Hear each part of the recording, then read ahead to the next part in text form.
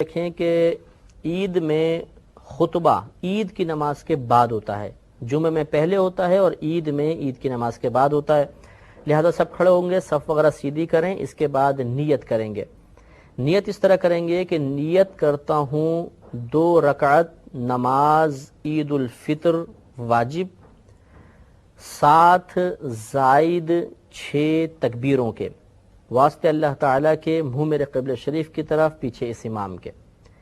نیت دل کے پختہ ارادے کو کہتے ہیں. آپ دل میں ارادہ کریں گے تب بھی نیت کافی ہے، زبان سے الفاظ ادا کر دینا مستحب ہوتا ہے. تو پھر ایک دفعہ سنیں کہ نیت کرتا ہوں 2 رکعت نماز واجب عید الفطر کی 7 زائد 6 تکبیروں کے واسطے اللہ تعالیٰ کے، منہ میرے قبلہ شریف کی طرف، پیچھے اس امام کے.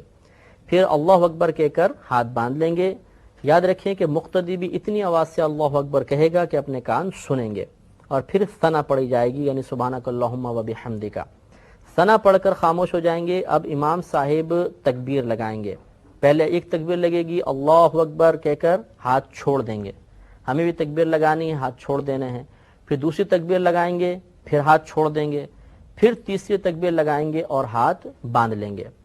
گویا کہ یہاں تک 4 تکبیریں ہوئیں. پہلی تکبیر جب ہم نے لگائی تو اس کے بعد ثنا پڑھی، پھر دوسری اور تیسری تکبیر لگا کر ہاتھ چھوڑ دیے. چوتھی تکبیر میں ہم نے پھر ہاتھ باندھے، یعنی چوتھی تکبیر کے بعد ہاتھ باندھ لیے. اب الحمد شریف ہوگی، سورت پڑھی جائے گی، رکوع سجود ہوگا. اگلی رکعت کے لیے امام صاحب کھڑے ہوں گے. اگلی رکعت میں پہلے قراءت ہوگی، اس کے بعد تکبیرات ہوں گی. اب امام صاحب قراءت کریں گے، الحمد پڑھی، سورت پڑھی. اب 3 لگاتار تکبیریں ہوں گی اور ان تینوں تکبیروں میں کانوں تک ہاتھ اٹھا کر چھوڑ دینا ہے، رکوع میں نہیں جانا.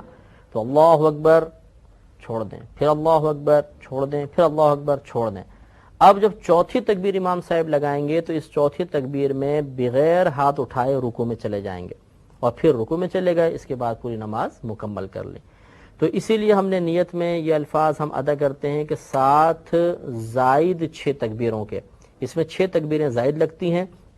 چنانچہ پھر ایک دفعہ سماعت فرمائیں کہ پہلے ہمیں تکبیر لگانی ہے، اس کے بعد ثنا پڑھنی ہے، پھر لگاتار 2 تکبیروں میں کانوں تک ہاتھ اٹھا کر چھوڑ دینا ہے. اس کے بعد ایک اور تکبیر لگانی ہے، اس کے بعد ہاتھ باندھ لیں گے. پھر قراءت ہوگی، رکوع ہوگا، سجود ہوں گے.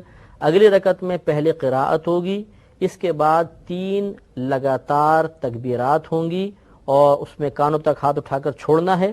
چوتھی تکبیر میں بغیر ہاتھ اٹھائے رکوع میں چلے جانا ہے اور پھر بقیہ نماز کو مکمل کر لینا ہے.